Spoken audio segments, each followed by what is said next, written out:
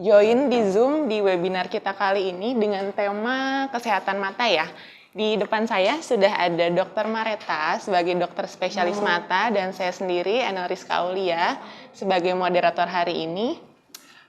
Menurut aku sih hari ini temanya cukup menarik ya dok ya, karena kan zaman sekarang siapa sih yang nggak pegang HP, yang nggak lihat komputer, yang nggak kerja pakai laptop, pakai gadget segala macam, dari mulai anak kecil sampai orang dewasa, lansia yang sekarang pakai HP udah kayak gini ya dok.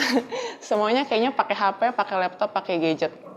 Nah sekarang tantangan kita gimana sih ngejaga kesehatan mata dan seberapa pentingnya untuk kita menjaga kesehatan mata terutama di era digital ini. Oke, sebelum mulai ke materi, enaknya kita kenalan dulu kali ya sama Dr. Mareta. Boleh kita lihat CV-nya dulu. Dr. Mareta ini adalah dokter spesialis mata ya dok, yang memulai pendidikan di dokter umumnya di Universitas Kristen Indonesia, lulus tahun 2012, kemudian melanjutkan pendidikan di Universitas Pajajaran dari tahun 2014 sampai 2018. Betul. Sebagai dokter spesialis mata. Ya. Saat ini bekerja selain di RSUD prakteknya ada juga di RS Karya Bakti, KBP, dan RS Mulia Pajajaran. Sudah banyak ini penelitian yang dilakukan oleh Dr. Mareta ya. Ada perbandingan perubahan densitas sel endotel kornea, kemudian ada karakteristik klinis pasien blefaroplastik, iya betul, punten kecil banget tulisannya. Kemudian karakteristik sikap, pengetahuan, dan praktek ibu hamil terhadap ANC di puskesmas ya dok. Pokoknya keren banget, selain cantik, baik, dan juga yang pastinya ilmunya mantep banget. Jadi untuk semuanya boleh kita langsung mulai aja dok untuk materi hari ini. Mangga silakan dimulai dokter. Oke, assalamualaikum warahmatullahi wabarakatuh. Kita mulai saja ya untuk presentasi hari ini. Sebelumnya ada slide lagi yang ada video, kita lihat dulu. Nah ini sebagai pembuka ya, bagaimana sih proses di mute aja mas Tom, di mute aja suaranya di bawah ada. Tolong diulang kali ya video dari awal ya, kita jelasin gimana proses penglihatan dari pertama kali kita ngelihat. Ini adalah bagian mata dari bagian depan, dari gambar yang kita lihat di gadget nanti akan masuk ke mata kita melalui di sini ada lapisannya dari kornea sampai ke lensa tuh yang putih gendut itu namanya lensa, masuk melalui pupil sampai nanti ditangkap oleh saraf mata kita atau retina. Nanti yang memfokuskan gambar itu ada otot-otot, di situ namanya otot-otot siliaris, sehingga gambar ditangkap oleh retina. Nah, retina ini ada sel-sel penglihatan atau sel-sel saraf mata, yaitu ada sel batang atau rods dan juga sel cone. Nah, ini yang berfungsi penting sekali untuk penglihatan kita, sehingga kita bisa tahu ada gambar apa sih yang kita lihat, dan nanti gambar itu akan diteruskan oleh saraf mata ke otak, sehingga kita bisa menangkap gambar dengan jelas. Nah, semua fungsi penglihatan ini harus baik untuk kita bisa melihat gambar atau bayangan dengan jelas, termasuk gambar-gambar di gadget. Oke, slide selanjutnya. Next. Selanjutnya iya. Untuk siang ini kita bisa bahas tentang tadi yang sudah dijelaskan Dr. Enel, gimana sih pengaruh gadget terhadap mata kita. Terus apakah gadget itu berbahaya untuk mata kita? Kita bahas lebih lanjut di slide berikutnya. Ini adalah suatu istilah yang akhir-akhir ini sangat terkenal, namanya computer vision syndrome. Jelas sekali bahwa terminologi ini baru-baru terkenal ketika sudah mulai ada banyak komputer atau gadget di sekitar kita. Computer vision syndrome itu adalah sekumpulan gejala pada mata, kepala, dan leher akibat penggunaan gadget elektronik yang berlebihan atau jangkanya panjang. Misalnya gejalanya itu mata jadi buram, penglihatan jadi double atau ganda, mata merah, berair, leher terasa kaku dan pegal, kepala jadi nyeri, pusing, kadang juga ada efek mual, kadang-kadang muntah, sampai ada beberapa yang mengeluhkan vertigo atau pusing kepala. Slide selanjutnya. Ada terminologi baru juga namanya sinar biru atau blue light. Blue light ini khas sekali dihasilkan dari yang namanya gadget layar komputer ya. Bukan hanya komputer sih, handphone, TV, atau namanya sinar biru. Jadi semua yang ada sinarnya dari, kalau kita bilang LED ya.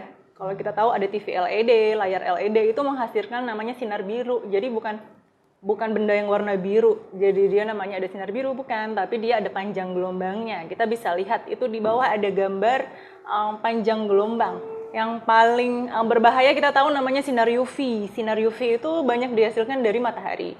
Kalau di gadget itu namanya sinar biru ya, blue light. Dia tidak seberbahaya sinar UV, tapi ada efeknya kalau dia sampai masuk ke dalam mata kita secara berlebihan.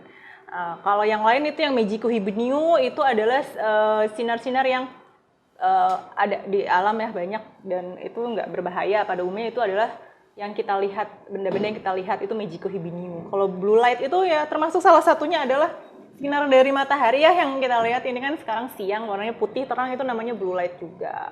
Oke, sekarang selanjutnya untuk mengurangi gimana tadi computer vision syndrome, gimana sih caranya untuk agar kita nggak pegel, nggak pusing, nggak burem. Itu ada beberapa cara atau latihan yang bisa kita lakukan sehari-hari. Ini sifatnya sebenarnya harus dilakukan secara berulang, tidak cuma sekali. Jadi karena kita sehari-hari tergantung sama gadget, tindakan ini bisa kita lakukan secara rutin alias dijadikan rutinitas. Misalnya kita cek mata secara minimal setahun sekali, terutama yang pakai kacamata. Kemudian yang kedua, kita lakukan exercise atau stretching mata. Jadi kita bisa jangan menatap lurus ke depan, ke bawah terus. Jadi kita bisa gantian lirik kanan, lirik kiri supaya otot mata kita tidak terlalu lelah. Kemudian di dalam ruangan jangan lupa kita pakai cahaya yang sesuai. Cahayanya harus terang sehingga penglihatan kita maksimal. Tidak usah memicingkan mata atau mengernyitkan mata karena lampunya gelap, sehingga kita tidak lebih cepat lelah. Dan ada juga monitornya harus sering dibersihkan supaya gambarnya terang. Jadi kita lebih nyaman melihatnya. Jangan lupa juga ada jarak normal untuk kita bisa melihat gadget yang aman itu sekitar 40-70 cm ya, terutama itu biasanya komputer ya. Kalau ngelihat HP oleh karena itu nggak boleh sambil tiduran, karena itu jaraknya jadi dekat ya, terlalu dekat, sehingga otot mata jadi lebih cepat lelah ya. Kalau di meja itu kita lebih ada ukurannya ya, jadi baiknya sih memang kalau pakai gadget itu di meja ya. Kalau kita sambil duduk ada meja duduk itu juga boleh. Kemudian kurangin glare. Zaman sekarang udah banyak filter yang untuk di layar monitor, itu bisa kita pakai untuk di komputer ataupun di handphone. Kemudian kita bisa ganti huruf-hurufnya, bisa menjadi agak lebih besar. Dan jangan lupa berkedip, karena mata kita membutuhkan berkedip minimal 12-15 kali per menit. Supaya apa? Supaya mata tetap lembab, sehingga tidak ada namanya mata kering atau dry eyes. Mata kering itu bikin mata cepat iritasi atau merah. Dan bagi yang usia 40 tahun ke atas, jangan lupa rata-rata sudah ada ukuran plusnya. Jadi sebaiknya pakai kacamata yang sesuai dengan ukurannya. Dan ini ada aturan yang penting namanya 20-20-20 rules, atau kita bilang rule of 20. Nah, apa sih rule of 20 itu? Artinya setiap 20 menit kita melihat gadget ataupun alat elektronik, sebaiknya kita beristirahat minimal 20 detik. Untuk istirahatnya gimana caranya? Caranya adalah melihat jarak jauh, melihat ke jarak yang minimal 20 kaki atau 6 meter. Jadi kalau kita seharian di ruangan atau seharian kita di depan komputer, baiknya sih ruangannya di samping jendela ya. Jadi kita bisa istirahatin mata. Jadi matanya nggak pegel. Kemudian selanjutnya, ini tadi kita bicara tentang sinar biru. Gimana sih cara menghindari sinar biru? Sinar biru apa sih bahayanya? Bahayanya salah satunya tadi kita bisa lihat dia bisa masuk ke dalam saraf mata kita. Sebenarnya mata kita punya pelindung alami, yaitu dari kornea ataupun lensa yang bisa menangkal baik sinar UV ataupun sinar biru. Cuman bila paparannya berlebihan, dia bisa menyebabkan menyebabkan kerusakan di lensa ataupun di saraf mata. Dan yang ketiga, yang paling sering dialami adalah dia menghambat pembentukan melatonin atau hormon tidur, sehingga kita menjadi sulit tidur, sulit istirahat, lebih cepat merasakan cemas. Kadang kita kalau malam pegang gadget jadi nggak pengen tidur sampai pagi, yaitu karena salah satunya kita hormon tidurnya terganggu. Nah, caranya adalah tadi kita kurangin penggunaan gadget ketika malam hari, dan sebaiknya lampu gadget itu diredupkan. Sekarang kacamata sudah ada, rata-rata dikasih, kalau orang awam bilangnya anti radiasi, tapi sebenarnya itu adalah lapisan untuk menangkal sinar biru. Atau bisa juga yang ditempel di gadgetnya, itu seperti yang ada di gambar, itu ada lapisan lagi di komputernya atau di handphone, atau sekarang kalau contohnya di iPhone itu udah ada sih dia untuk mode mode gelap, mode malam, atau ada juga yang memang dia mengurangi sinar biru, jadi warna handphonenya agak kuning, warna layarnya agak kuning. Nah, itu salah satu juga untuk mengurangi sinar biru. Ada juga makanan-makanan, itu disebutkan makanan yang sehat untuk mata apa saja. Ada buah-buahan, ada sayur, kacang, dan sayur hijau ya, sayur-sayur yang berdaun hijau, beri juga bagus untuk saraf mata. Kemudian ada ikan untuk dapat omega 3-nya. Bayam juga bagus banget untuk mata. Nah, sebenarnya asalkan gizi seimbang sebenarnya cukup dari makanan kita sehari-hari gitu. Oke, selanjutnya, nah ini aja. Jadi kesehatan mata itu kenapa penting? Karena dengan mata yang sehat kita bisa meningkatkan kualitas hidup kita. Kalau kualitas hidup meningkat, pastinya kita menjalani aktivitas sehari-hari lebih baik gitu, dan lebih produktif. Oke, terima kasih. Oke, terima kasih Dokter Mareta untuk pemaparannya. Agak tertampar sedikit ya, karena tadi ada bagian gak boleh main HP saat tiduran. Terus kayak malam-malam sebelum tidur jangan terlalu banyak main HP. Karena kayak kebanyakan dari kita rata-rata pada kayak gitu ya, tidur malam karena main HP, terus main HP sambil tiduran, sambil guling sana guling sini, akhirnya pusing sendiri, capek sendiri gitu ya. Tulisannya agak digedein nih, soalnya moderatornya agak susah nih ngeliatnya, pandangan jarak jauhnya agak kurang nih. Udah lama gak periksa lagi ke dokter mata, aduh rada malu ya saya. Ya, boleh. Oke, ini ada pertanyaan dari audiens di Zoom ya. Selamat siang Dokter Mareta, izin bertanya dokter, bagaimana tips menjaga kesehatan mata untuk anak-anak yang menjalani sekolah pembelajaran PJJ ya, pembelajaran jarak jauh ya. Oh, berarti online ya maksudnya. Kemudian sebaiknya rutin melakukan pemeriksaan mata ke dokter mata setiap berapa bulan. Pemeriksaan apa yang sebaiknya dilakukan? Banyak nih pertanyaan dok. Untuk mengatasi computer vision syndrome, selanjutnya hal-hal apa saja yang harus diperhatikan dan dijaga dengan baik, terutama mungkin pada pekerja kantoran yang setiap hari menggunakan laptop selama 8 jam per hari. Terima kasih. Boleh dijawab satu-satu kali ya dok ya? Baik, jadi intinya adalah kalau anak-anak gimana, kalau dewasa gimana gitu ya, yang banyak di depan komputer ya. Kalau pada anak-anak yang memang banyak di depan komputer sebenarnya hampir sama ya dengan dewasa. Tadi mungkin kita udah jelaskan beberapa, tapi bisa diulang lagi.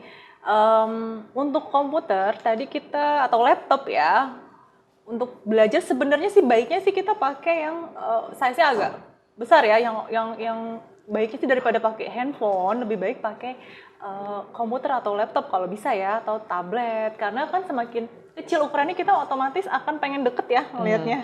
Itu tadi akan memicu yang namanya mata lebih cepat capek, karena kalau kita melihat jaraknya. Iya, jarak dekat kan tadi ada otot-otot akomodasi yang dipakai, sehingga kita udah beberapa lama akan mengalami eye strain atau mata pegal. Nah itu, kemudian jaraknya harus diatur. Jadi kita sudah pakai layar yang optimal, jarak tadi minimal 40-70 cm. Kemudian pencahayaan, jangan lupa ya, kalau kita walaupun siang hari tapi kalau ruangannya gelap, baiknya sih dikasih lampu yang terang supaya kita nggak mendekat untuk melihat lebih jelas. Kemudian tadi rule of 20 jangan lupa, itu bisa dikerjakan lah di rumah, bisa di kantor juga bisa sebenarnya. Jadi setiap 20 menit istirahatin mata dengan melihat yang jarak jauh.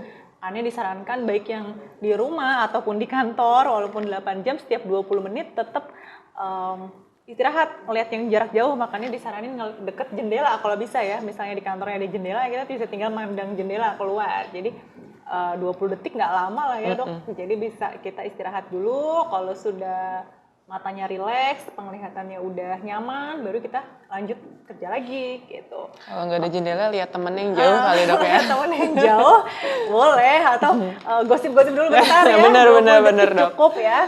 Nah, kemudian periksa mata kapan? Periksa mata itu kalau anak-anak baiknya sih minimal 6 bulan sampai 12 bulan sekali ya. Kalau misalnya tidak ada masalah, matanya normal, sehat sih baik, boleh 12 bulan sekali misalnya pada saat libur sekolah gitu. Kalau misalnya ada ukuran kacamata, baiknya sih minimal 6 bulan sekali karena anak-anak itu sangat cepat perubahannya dok. Jadi dia karena badannya kan masih usia pertumbuhan, perkembangan. Jadi kadang ukuran kacamata tuh cepat berubah. Kemudian anak-anak itu kadang tidak mengeluh, misalnya kacamatanya burem ya, mereka nggak berani atau malu gitu mau bilang, sehingga bisa kita yang proaktif untuk ajak mereka periksa gitu. Kalau orang dewasa di atas 40 tahun masih boleh minimal 1-2 tahun sekali ngecek, karena rata-rata 40 tahun itu sudah mulai ada plusnya yang tadi dibilang presbiop gitu. Dewasa juga rada gini ya, lihat HP-nya dok ya. Muda juga boleh. Dewasa muda mungkin kayak dokter nih masih bisa lah 2 tahun sekali. Tapi kalau di atas 50 tahun baiknya minimal setahun sekali. Kita harus ngecek mata kita ke dokter mata gitu.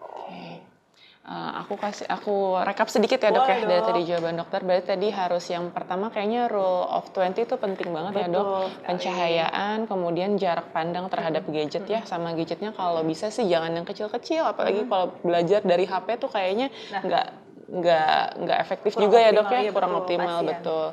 Terus kalau untuk anak-anak tadi pengecekan mata 6 bulan minimal 6 sampai 12 ya dok. bulan. Oke.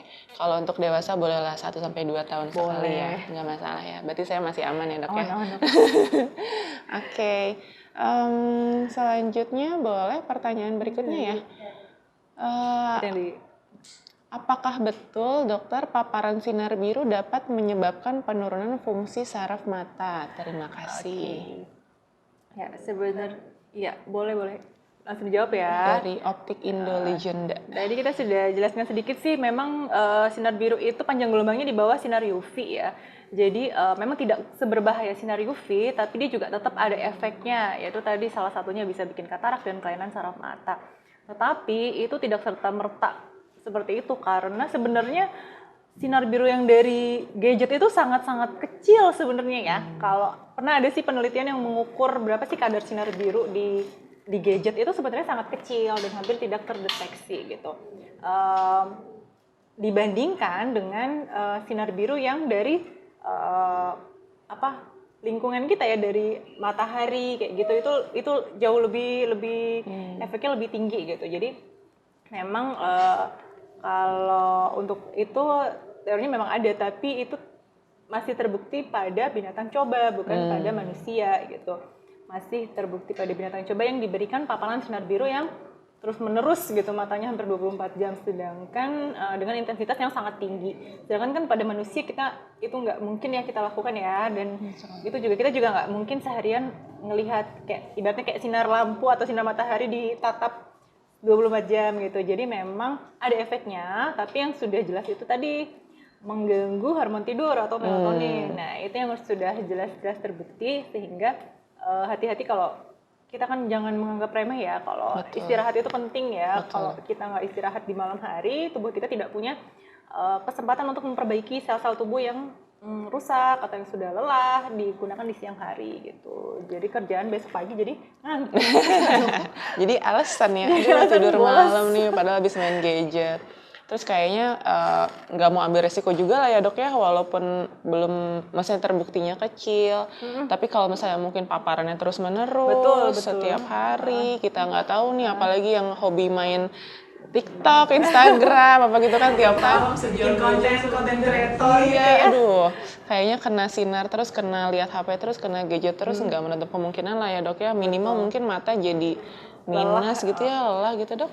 Kalau mata lelah sih memang pasti ya dok, kalau mata lelah pasti. Tapi kalau misalnya bikin mata minus, itu sebenarnya memang ada penelitian yang bilang bahwa paparan atau exposure terhadap aktivitas jarak dekat, peer activity, termasuk gadget ataupun membaca, itu bisa meningkatkan progresivitas dari minus. Jadi dia berbanding terbalik atau berkorelasi terbalik dengan outdoor activity atau paparan terhadap sinar matahari. Ya, jadi dibilang bahwa outdoor activity, kita aktivitas di luar kayak anak-anak zaman dulu ya, main di luar gitu, main di lapangan, lari-larian, dan terpapar sinar matahari itu adalah justru sebagai mengurangi progresivitas kacamata. Berbanding terbalik dengan kalau kita jadi baca terus di dalam kamar jarak dekat. Nah, itu memang yang sudah pakai kacamata akan lebih cepat meningkat. Nah, itu berdasarkan hasil dari penelitian. Makanya anak-anak sih memang disarankan seimbang ya, jangan belajar aja, ada main di luar juga. Itu tadi salah satunya karena bagus juga untuk kesehatan mata ya dok ya, karena bagus berbanding juga, terbalik tadi ya. Kita tetap butuh, walaupun sinar matahari ada efek buruknya, tapi jangan khawatir, ini tetap ada efek baiknya untuk kita gitu. Itu sinar UV kan kita sudah punya pelindung dari lapisan ozon kita dan juga dari kornea dan lensa kita sebenarnya sudah ada pelindung alaminya sebenarnya. Jadi sebenarnya lebih prefer untuk pilih main di luar ya dok ya, aktivitas di luar dibanding sebanding lah ya. Sebanding. Jangan kesenangan main terus di luar juga ya dok. Di luar gitu. Oke. Sama kalau anak-anak mungkin enaknya suka ada dibilang screen time gitu ya dok ya. Nah, betul. Sehari berapa jam tergantung bisa usia ya ya dok ya. Kalau untuk screen time ya memang sekarang udah banyak program ya dok. Tapi pada intinya adalah ya itu tadi, kita untuk menyeimbangkan ya waktu dia ya. Mungkin dia belajar tapi mungkin belajarnya udah banyak kan, berarti main game online-nya jangan banyak-banyak ya. Jadi bisa diatur supaya tadi masalah-masalah kesehatan mata tidak terjadi sejak dini bahkan kan, berarti sekarang semakin dini gitu. Seperti itu dong. Ya, siap. Oke. Selanjutnya kita baca pertanyaan lagi dari Ahmad Dasuki. Oke, izin bertanya dokter, sejauh mana keefektifan lensa kacamata Blu-ray atau Blue Block dalam menangkal sinar biru yang masuk ke mata? Oke, pertanyaannya bagus. Jadi kalau pada usia muda relatif sebenarnya kita masih punya tadi penangkal ya, masih punya lensa alami kita sebenarnya yang paling berperan dalam menangkal sinar biru ya. Jadi itulah kehebatan dari tubuh kita ya, masing-masing ada perannya dan perannya itu sangat-sangat besar gitu. Jadi kalau dibilang sejauh mana efektif atau tidak ya, ibaratnya itu juga tergantung dari aktivitas kita juga ya. Mungkin kalau kita banyak di depan gadget seharian full dengan lampu yang sangat terang, sinar biru bisa bermanfaat ya untuk mengurangi ya tadi gangguan tidur kita ya. Misalnya kita seharian kerja di depan komputer, mungkin nanti malamnya jadi cemas, jadi nggak bisa tidur. Mungkin itu bukan serta-merta faktor kerjaan ya, jangan-jangan kita emang terganggu karena sinar biru itu gitu. Jadi itu bisa dipertimbangkan ya untuk kayak kacamata sinar biru juga ada presentasenya. Misalnya ada kacamata sebenarnya ada macam-macam ya. Salah satunya itu tadi ada lapisan untuk blue blocking gitu.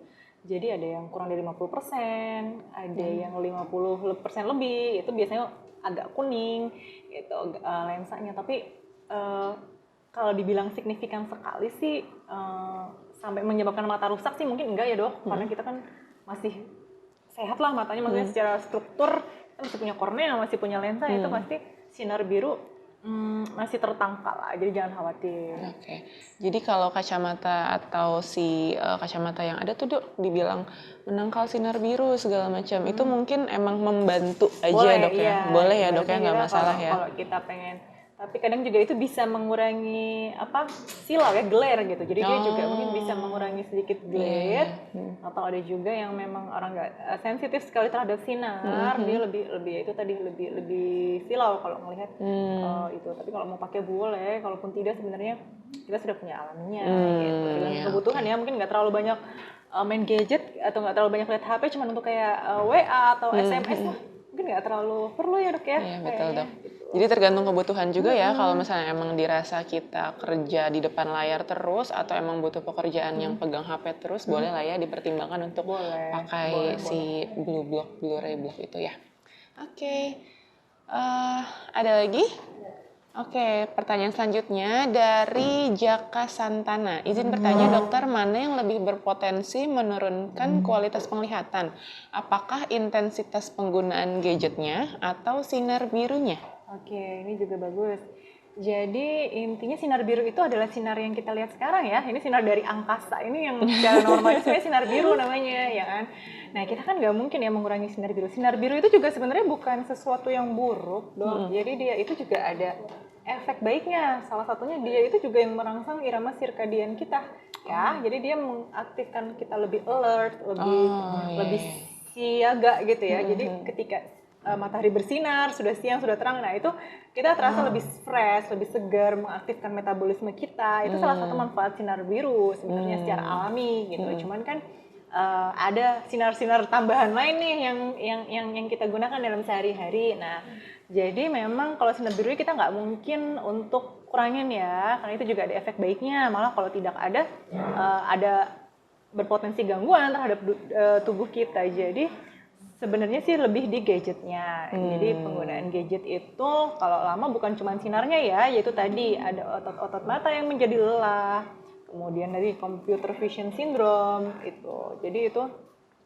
kita bisa atur di penggunaan gadgetnya. Kalau mana yang lebih berbahaya sebenarnya sih tidak seberbahaya itu, cuma tergantung kebutuhannya ya. Nggak sampai yang jadi buta atau gimana lah. Nggak sehoror itu ya. Sehoror itu. Cuma tetap harus preventif ya, Dok kan ya. lebih kepada quality of life-nya ya. Betul, jadi kalau penglihatan itu quality of life. Jadi gimana sih kita mengatasi atau mengakali penggunaan gadget yang kita emang udah semakin canggih, semakin kita bisa hidup butuhkan tanpa sehari-hari, gadget betul. ya, Dok ya. Tapi kita tetap hidup secara berkualitas gitu. Jangan sampai kita pakai gadget oke tapi capek, lelah, nggak bisa tidur. Setuju, Dok. Oke. Selanjutnya, pertanyaan dari Syahri Ramadan. Izin bertanya, dokter, apa pendapat dokter dengan teknologi VR yang mengharuskan kita melihat visual langsung di depan mata, sedangkan menurut dokter tadi melihat smartphone saja bisa merusak mata. VR tuh yang ini ya, yang zaman sekarang tuh yang buat main games, nemplok langsung di mata, terus kayak seakan-akan kita ada di situ, langsung kekok gitu. Sebenarnya kalau lagi dari segi efeknya terhadap mata sih sebenarnya hampir sama ya. Itu hanya di beda teknologinya. Jadi ada VR, ada mungkin nanti apa lagi yang lain, mungkin metaverse atau yang lain-lain. Kita juga makin banyak ini, makin kedepannya hampir sama sebenarnya selama ada LED-nya, LED yang mentransmisikan sinar biru tadi ya efeknya hampir sama sebenarnya gitu. Itu tergantung kita juga. Kita juga pakai VR kan kayaknya nggak sebanyak kita pakai gadget lain belum lah ya, mungkin belum. Tapi nggak apa-apa, VR juga ada bagusnya. Sekarang teknologi kayak teknologi operasi mata ada yang berupa pakai VR, jadi nggak di mikroskop, ngeliatnya kita pakai VR gitu. Jadi itu asalkan kita gunakan dengan baik, dengan bijaksana pasti dia bisa bermanfaat kok. Jadi sebenarnya bukan masalah apa gadgetnya, Dok ya. Semua gadget kan sebenarnya tetap ada si blue light-nya itu ya. Jadi cuma kita bagaimana tidak anti gadget ya. Justru kita gimana kita bisa sehari-hari berdampingan atau kita bisa menggunakan gadget sih dengan tetap menjaga kesehatan mata kita. Betul. Oke. Masih 2 pertanyaan lagi ya. Berikutnya ini pertanyaan dari Dr. Nelwan. Ini dokter RSUD juga, Dok. Betul, Dok. Izin bertanya, dokter, bagaimana efek jangka pendek dan jangka panjang penggunaan gadget pada anak balita? Apakah ada batas waktu penggunaan gadget pada anak balita? Ini kayaknya karena dokter Nelwan ini punya anak balita, Dok. Jadi pertanyaannya tentang seputar balita. Betul. Related nih ya. Oke, ini juga banyak ditanyakan sih sama pasien. Jadi kalau balita itu pasti kan di bawah 5 tahun anak-anak ya. Sebenarnya itu adalah periode penting ya untuk penglihatan. Kenapa? Karena pada usia itu terjadi proses yang namanya miopisasi. Jadi ketika kita lahir itu mata kita ukurannya plus ya, Dok. Jadi kita tuh plus, kalau diukur itu plus.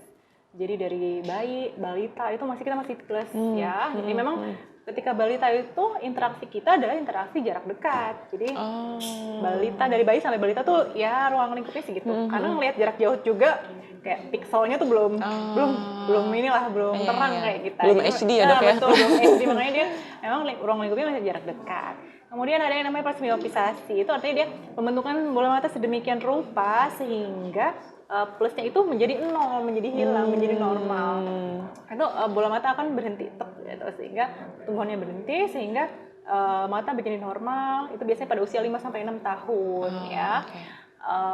Kemudian bila kita menggunakan, sebenarnya ada penelitiannya sih, kalau kita menggunakan gadget terlalu lama itu ada efek gangguan terhadap miopisasi itu, sehingga efeknya akan miopisasinya akan keterusan ya, karena kita terlalu fokus ke jarak dekat. Tadi di mana anak-anak itu kan harusnya banyak main di luar ya, outdoor activity. Ketika udah usia bisa jalan, bisa lari, itu memang dia udah diciptakan untuk ruang lingkup yang lebih jauh, sehingga proses miopisasi itu berseimbang dok dengan penglihatan jarak dekat dan juga jarak jauh ya. Jadi dia outdoor sama terpapar sinar matahari itu tadi salah satunya, sehingga mata menjadi miopnya 0 jadi normal gitu. Kalau keterusan terlalu banyak jarak dekat, terlalu banyak gadget usia kecil, maka ada kemungkinan miopnya akan semakin terus jadi harusnya 0 dia jadi minus gitu. Itu makanya periode penting itu ketika anak-anak justru. Betul. Ya. Oh, ini menarik banget ya dok. Iya, jadi aku baru tahu kalau ternyata anak bayi itu baru lahir dia keadaannya plus ya. Betul, matanya dok ya. Plus. Jadi cuma bisa melihat di yang sekelilingnya. Iya, sekelilingnya nggak begitu jauh ya. Jadi semakin dia tumbuh terjadi miopisasi ya. Jadi sampai si matanya itu 0 lah ya si ininya. Jadi dari plus di miopi berarti kan dikurangin ya. Bukan berarti dia jadi minus sih, tapi dia jadi 0. Iya, jadi 0 ke normal ya dok ya. Oke, nah mungkin kalau misalnya terlalu banyak terpapar gadget dikhawatirkan adanya miopisasi yang berlebihan. Jadi takutnya ntar masih kecil udah pakai kacamata gitu ya. Kan sayang banget ya.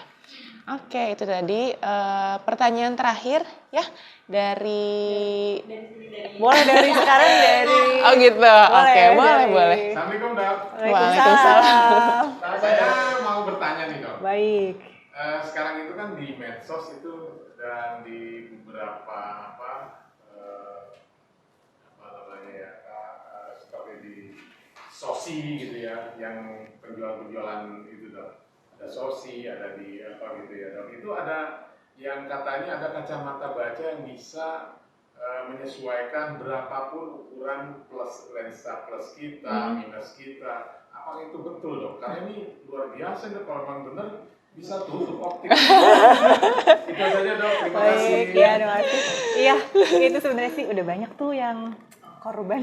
Oh iya, aku baru dengar loh. Sebenarnya ada yang jual ya, saya juga belum pernah lihat bentuknya kayak gimana gitu ya. Cuman memang sudah ada cerita beberapa dari pasien yang bilang, gimana dok, saya habis beli kacamata yang bisa menyesuaikan. Sebenarnya sih hampir nggak ada ya kalau yang seperti itu, karena pada mata kita itu sangat-sangat custom. Jadi itu masing-masing itu ukurannya berbeda ya. Kita semua beda ya, baik plusnya, minusnya, dan lain-lain itu beda. Bahkan jarak bentuknya, juga bentuk ya, bola matanya, panjang bola mata, kelengkungan kornea itu semuanya berbeda. Kalau untuk jarak dekat itu pasti kan plus ya, biasanya di 40. Kalau kita sebenarnya kalau dikasih kacamata yang plusnya menengah, itu mungkin masih bisa menyesuaikan ya. Jadi kayaknya si kacamata itu mungkin, saya juga kurang tahu, itu dikasih ukuran yang sebenarnya kita kalau masih punya sisa akomodasi itu sebenarnya masih bisa dipakai untuk si kacamata plus itu. Tapi kalau dipakai lama itu tidak akan nyaman karena bukan ukuran kita yang sebenarnya. Misalnya ukurannya plus 1 plus 2 nggak mungkin. Kita bisa pakai ukuran yang plus 3. Nah, bisa sih, tapi lama-lama pusing juga dok. Gitu. Kalau nggak sesuai sama ininya. Karena berdasarkan pengalaman, pada ujungnya pasien pakai di awal bisa, tapi nanti lama-kelamaan malah menjadi nggak enak seperti itu. Jadi masih nggak betul ya dok ya? Jadi ya itu mungkin namanya teknik marketing ya, itu namanya marketing praktis. S3 marketing. Betul, S3 marketing Harvard dok. Ya dok, karena kan betul, itu ada juga takutnya jangan sampai ini menjadi ajang yang penipuan gitu. Betul. Tapi secara luas ini saya juga bingung karena yang saya tahu kalau saya periksa di dokter mata itu banyak sekali model lensanya ya dok ya. Betul, jadi jangan khawatir ya. Jadi paling nyaman kita paling nyaman kan kita kalau pakai baju kan diukur ya. Jadi sama kayak mata kita, paling nyaman itu kita pakai kacamata diukur, pakai ukuran kita sendiri. Tergantung kebutuhan juga. Misalnya butuhnya ada apa? Kacamata progresif atau kacamata baca atau kacamata yang fotokromik, itu banyak sekali tergantung kebutuhan. Jadi kalau periksa ke dokter nanti akan kita sesuaikan dengan kebutuhannya. Jadi kita nggak pakai yang seragam sama orang, itu kayaknya pasti nggak nyaman gitu. Oke. Terima kasih dok. Iya, sama-sama. Menarik sekali pertanyaannya ya. Aku baru dengar dok ada kacamata kayak gitu. Oke, saya rasa sih udah sampai jam 1:30 ya, sudah hampir mau selesai. Sebelum saya tutup kayaknya mau saya bikin kesimpulan singkat aja Dok ya tentang materi kita hari ini. Jadi tentang menjaga kesehatan mata, namanya kita sekarang hidup di era digitalisasi, nggak mungkin kita hidup tanpa gadget, tanpa HP, tanpa laptop ya, bekerja semua kontak sama orang itu pasti menggunakan gadget.